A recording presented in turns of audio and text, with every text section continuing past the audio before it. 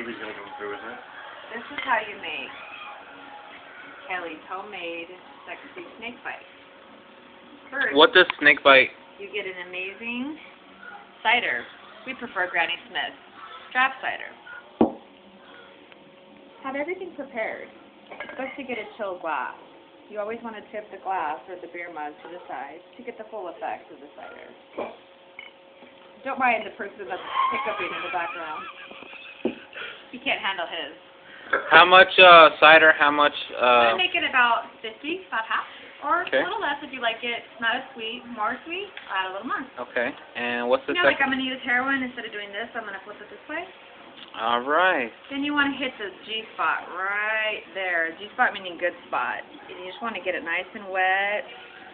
Gets nice and juicy. Try not to make a mess. It just melts.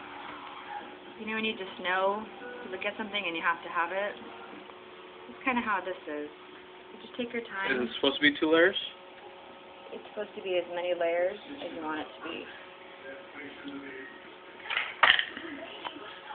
Yep, and then you just kind of, you know, every little bit counts. And then you just see this beautiful array of colors. This is how a good snake bite is made by Kelly Elias.